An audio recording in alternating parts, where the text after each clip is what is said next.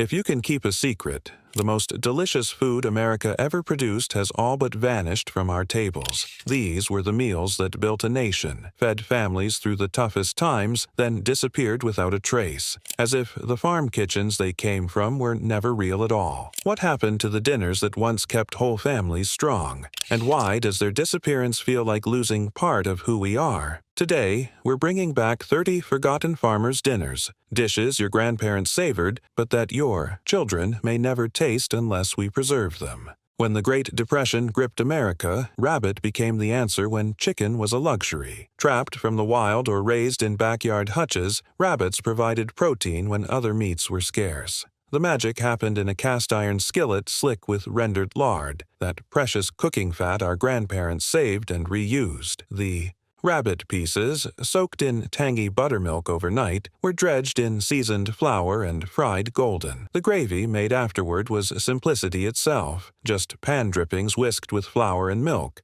but it filled every corner of the plate and every empty stomach around the table. My Uncle Roy still talks about how his mother could make a single rabbit feed 9 hungry children on their Kansas farm. That satisfying crunch of perfectly fried rabbit is a sound that's all but vanished from American kitchens. When the fire was low and nobody wanted to scrub another pot, farm families turned to the cool cellar for dinner.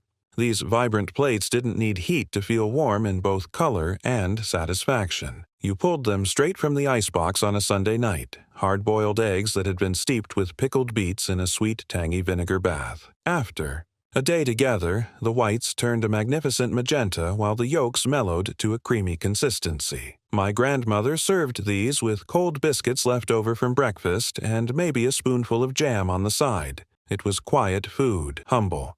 Yes, but never boring. The tartness of the beets, the soft salt of the eggs, the crumb of day-old biscuit. It was all done with intention. We traded meals like this for convenience and forgot what it meant to feel fed without fuss. These weren't fancy sandwiches, meant for photographs. They were greasy, sharp, and a little sloppy, just the way a long workday demanded. Salt pork, the preserved fat and meat from the pig's belly, was a staple before refrigeration became common. Pan-fried until the edges crisped like bark, it offered an intensely savory foundation. The vinegar slaw, a raw mix of cabbage, onion, and white vinegar with just a pinch of sugar, cut through the fat and woke up tired taste buds. Farmers packed these sandwiches in wax paper and stuffed them into saddlebags, where they'd warm slightly by lunchtime but still taste just right. Mrs. Johnson, down the road from our farm, would slice her salt pork so thin you could almost see through it, then fry it until it shattered between your teeth. Salt pork has mostly vanished from store shelves now, but once this sandwich fed the backbone of rural America. This wasn't a quick weeknight dinner. Molasses baked beans were an all-day affair that perfumed farmhouses with sweet, smoky anticipation. The beans soaked overnight, then slow-baked with onion, mustard, and deep, sticky molasses until they were dark and tender enough to break with a spoon. The top was covered in crushed saltines,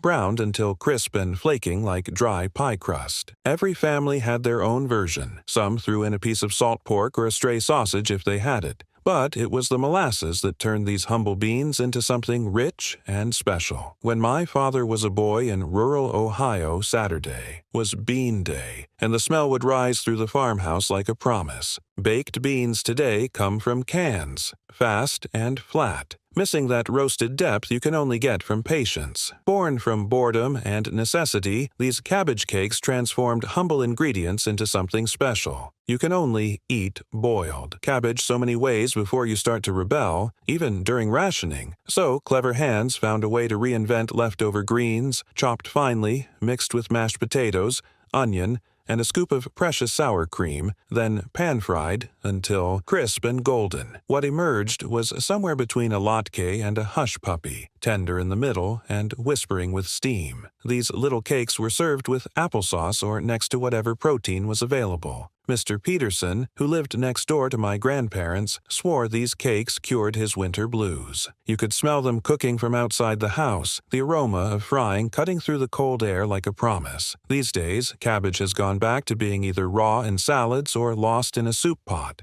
Not everything on the farm table was meant to be exciting. Some dishes were essential survival food that stretched meager ingredients into filling meals. The boiled dinner was a one-pot wonder that fed large families on little. You put everything in one pot: smoked ham hocks, peeled turnips, carrots, onions, perhaps a potato, and let it all bubble until the bones softened and the broth turned cloudy with fat and salt. This was winter food, designed for nights, when the wind rattled the windows and you could see your breath indoors. No frills, no garnish, just steam rising from chipped bowls as the family crowded close to eat. My mother remembers how her grandmother would save the broth, using it to start the next day's soup or to cook tomorrow's grains. It was about making a little meat stretch a long way and letting the vegetables do most of the work. When money was tight or someone was sick, milk toast was the answer. Warm, soft, and kind on both the wallet and the stomach. It's exactly what it sounds like. Toasted bread, soaked in hot milk, sometimes sweetened, sometimes salted. Add fried apples, sliced thin and cooked in butter with a bit of cinnamon, and suddenly you had contrast. The apples brought texture and memory, while a little cracked black pepper gave it just enough edge to wake up your taste buds. Every aunt and grandmother had their own twist. Some added a spoon of sugar, others swore by a pinch of nutmeg, but the core remained the same: warmth over bread. "It'll stick to your ribs," my grandfather would say as he made this for us when we had colds. It was meant to take care of you, and for many who grew up in those lean years, it still tastes like love in its quietest form. Scrapple wasn't just breakfast, it was survival transformed into a delicacy. Made from pork scraps and cornmeal boiled and chilled into a loaf that could be sliced and fried, Scrapple embodied waste not, want not, farming wisdom. Every bite was dense, savory, and filled with the flavor of a dozen cuts of meat you could never afford on their own. Paired with garden chow chow, a spicy, vinegary mix of pickled vegetables canned in summer, it became a bold, bracing start to any day. I remember watching my grandfather carefully slice this Pennsylvania pâté from a loaf he'd made after butchering day. Each piece was fried until the outside formed a thin, crispy shell while the inside remained creamy. These days, Scrapple is misunderstood or mocked, but once this combination was as common as buttered toast and far more memorable. It was the kind of food that told a story just by being on the plate. Nothing went to waste in the farm kitchen, especially not when it came to chicken. While today we focus on white meat breasts, farm families utilized every part of the bird, including the feet, which many modern cooks discard without a second thought. Once cleaned and simmered, chicken feet released a gelatin that thickened the soup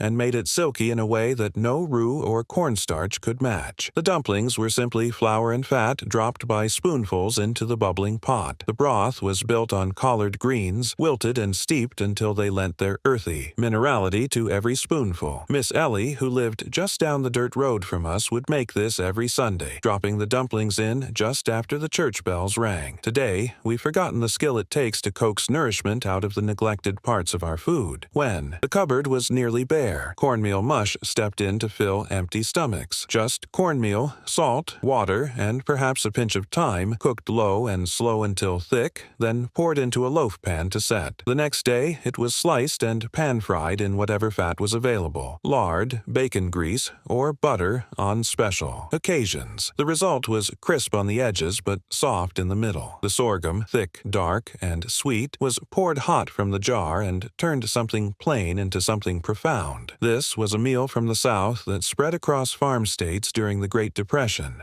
"I lived on this during the Dust Bowl years," my great-uncle used to tell me. "Made me strong enough to plow from sunrise to sunset. It filled you up and kept you going. It didn't need meat, didn't need variety. It wasn't a backup plan, it was the plan." This was the kind of dinner you made when teeth were weak, appetites were small, but care was still strong. A gentle meal that nourished body and soul. The spinach was boiled down soft, drained, and folded with cream, butter, and a whisper of nutmeg. Then came the egg, gently poached so the yolk stayed golden and runny, a rich counter to the soft green below. Toast points, sliced triangles of day-old bread crisped in a pan with a little butter, were there to give the whole dish structure and to soak up every last bit of goodness. My aunt remembers her grandmother making this for her after school. "It was the first time I realized food could be both simple and special," she told me. These days it's gone from most tables, written off as too mild, too soft, too too old-fashioned, but those who remember it still talk about the calm it brought. When summer came, heavy and hot, when the cows barely stirred in the shade and kitchen work near a wood stove became unbearable, cold buttermilk soup offered blessed relief. The buttermilk was sharp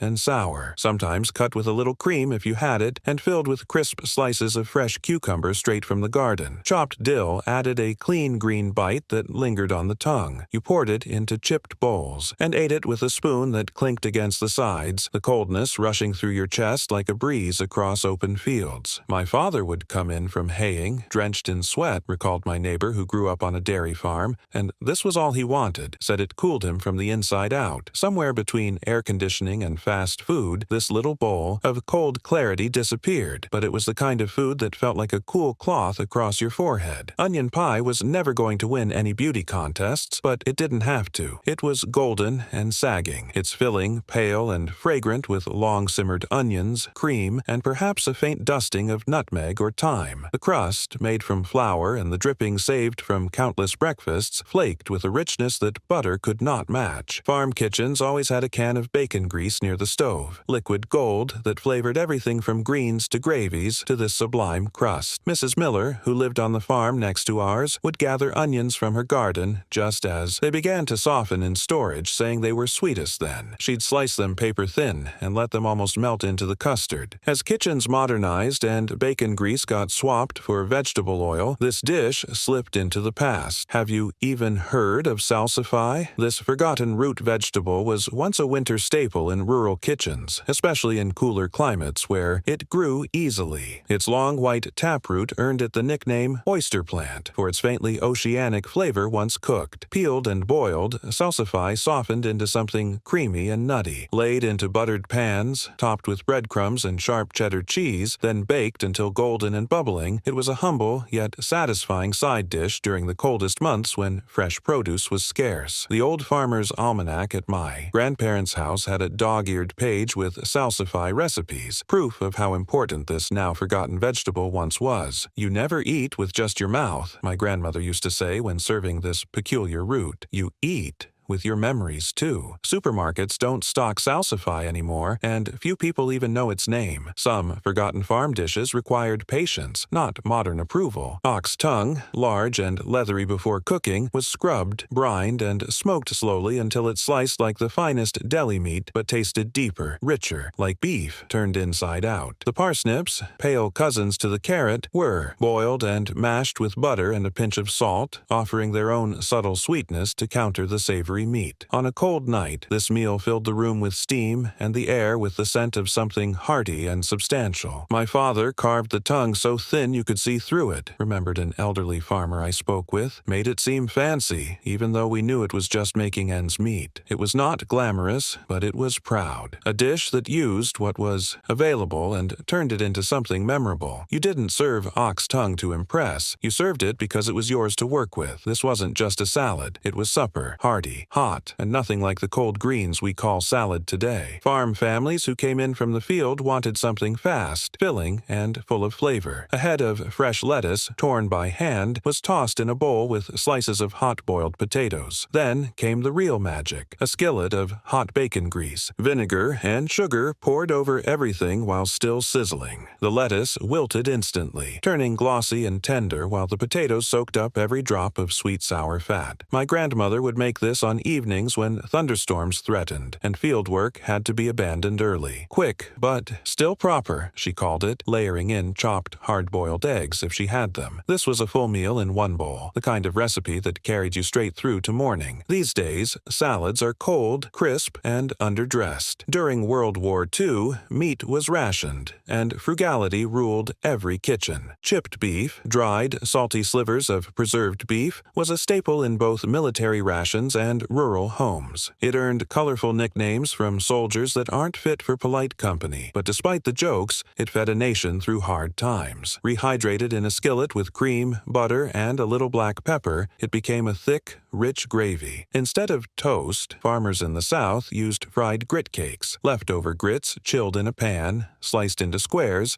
and crisped in bacon fat until golden. My friend's father, who served in the Navy, would make this every Thursday for his family, long after the war ended. It reminds me of making it through, he'd say while pouring the creamy sauce over those crispy cakes. This humble dish represented resourcefulness and the ability to find comfort even in the strictest rationing. When the tomatoes refused to ripen before frost threatened, farm cooks turned to innovation rather than disappointment. Green tomatoes, firm, tart, and abundant at season's end, became the star of a sandwich that celebrated making do. Sliced thick, dredged in cornmeal, and fried until golden, the tomatoes provided a crisp, tangy foundation. The onions, sweet and sharp, were grilled or pan-seared until soft, but the secret weapon was the mustard butter. Softened butter, mixed with spicy mustard, and sometimes a pinch of sugar, spread thick on toasted bread. Mr. Williams, whose farm bordered ours, would make these sandwiches the morning after the first. Frost warning, having harvested all his green tomatoes by lantern light the night before. The sandwich was loud, crispy, tangy, creamy, and bold. It was also a meal of defiance, a way to eat what was ready rather than wait for perfection. In farm kitchens, that kind of thinking was survival. Sunday's roast became Tuesday's casserole in the waste-nothing world of farm cooking. This hearty bake took the last slices of weekend meat, beef, pork, or whatever you had, and chopped them fine, stretching them into another full meal. Mixed in a casserole dish with buttery egg noodles, tangy sauerkraut, a little sour cream, and a pinch of caraway seed, it baked into something warm, filling, and deeply familiar. Wednesday was always sauerkraut and noodles, remembered my friend's mother who grew up in rural Ohio. You could tell what day it was by what was cooking. German and Eastern European immigrants brought these flavors with them, and those tastes settled into the soil of American farmland. This bake became a regular in the Midwest and Appalachia, places where nothing got thrown out, and second day. Meals were often the best of the week. Today, we throw out leftovers without a thought. The late garden's bounty brought oversized marrow squash, those zucchini that escaped picking and grew to the size of small baseball bats. Rather than discard these giants as too tough or seedy, clever farm cooks transformed them into edible vessels for savory stuffing. Hollowed out and roasted until tender, the squash were filled with a savory mix of breadcrumbs, small amounts of precious sausage, onions, and garden sage. Sometimes the stuffing included chopped apples or dried cranberries in autumn. Mrs. Cooper, who ran the farm stand down the road, would save her biggest squash specifically for stuffing, saying the extra room meant extra filling, which was the best part anyway. It was hearty, filling, and served in thick slices like a meatloaf wrapped in a vegetable. On farms across America, it was a way to use up the oversized squash that nobody knew what to do with. But, in truth, it was better than many of the meats it was meant to replace. This dish turned scraps into treasure, making something from parts that modern shoppers rarely even see. The necks and backs of chickens, too small for most modern recipes, held pockets of rich meat and skin that melted into the pot with time. Roasted low and slow, they gave up every bit of flavor, transforming water into broth and barley into something more than just grain. The leeks were sliced thin and cooked until sweet, their gentle bite curling around every spoonful. My grandmother would start this pot in the morning before heading to the hen house, letting it simmer all day until evening chores were done. We never called them leftovers, said an 80-year-old woman I met at a county fair. We called them ingredients for tomorrow. Today, these parts are discarded or sold for pennies to make commercial stock, but back then, they were dinner. They were comfort in a world that offered little else. This was Sunday lunch without the oven.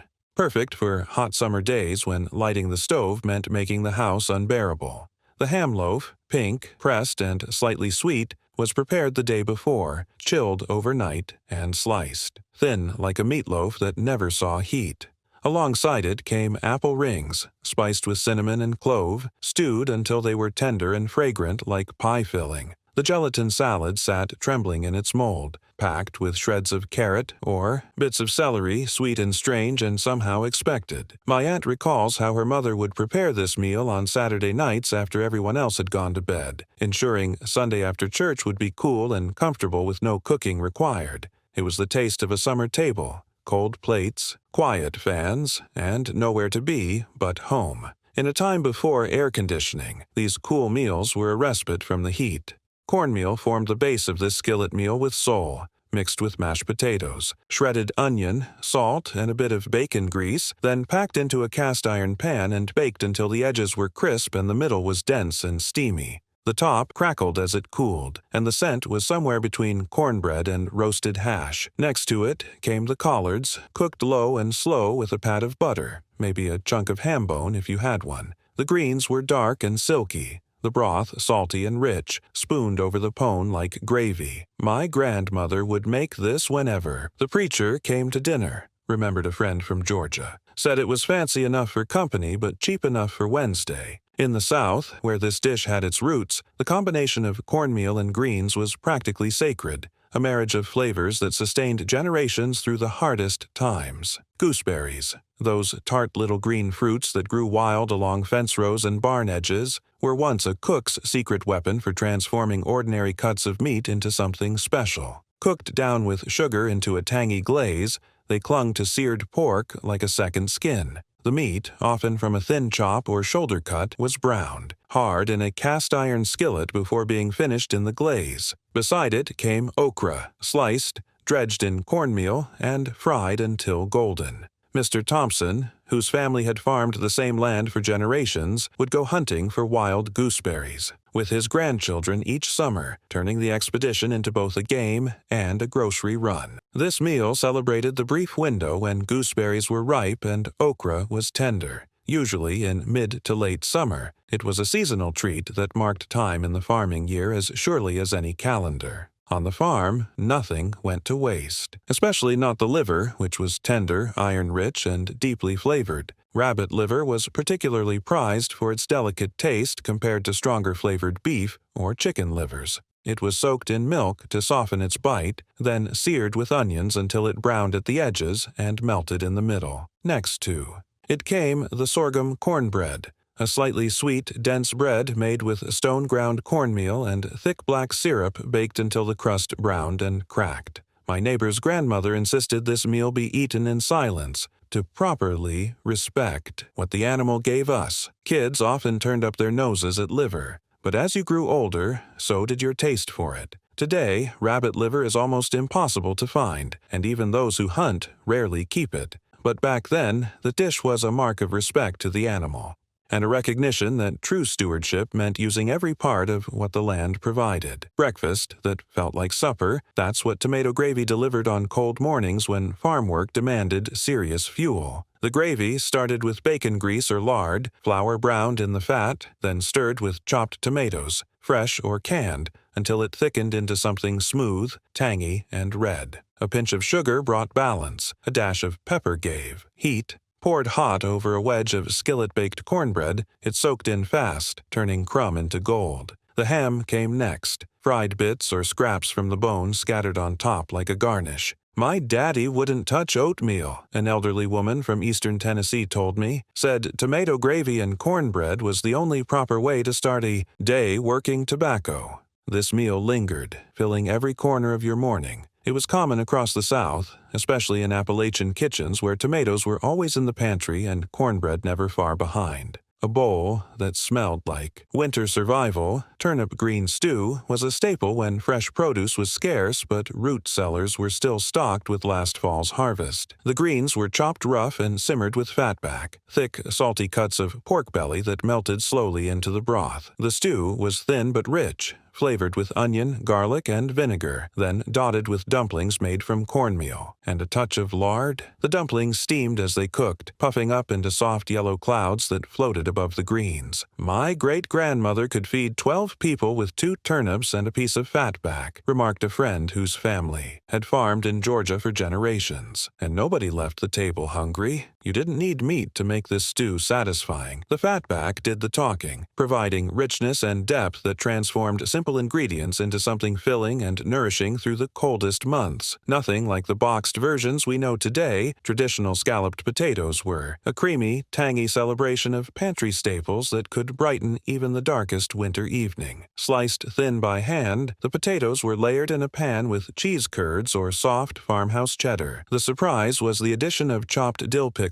scattered between the layers. Then the whole dish was slathered in a thick, peppery white sauce before being baked until bubbling and browned on top. My mother made these when company came, recalled a farmer's wife I interviewed. said it made plain potatoes fancy enough for visitors. Pickles were homemade, packed in crocks with garlic and dill, and the cheese was often from your own churn or the neighbor's. The pickles gave it a jolt of acid, the cheese gave it stretch, and the potatoes carried it all. This was not a side dish. It was a full meal when times were lean. Homonyy, dried corn treated with lime, was once a staple across rural America, offering a different texture and flavor than fresh corn or cornmeal. When rehydrated, drained, and fried in a skillet slick with leftover sausage fat, it transformed into something magical. Each kernel popped and crisped, turning golden and savory with edges that sizzled. A splash of buttermilk on the side or over the top brought tang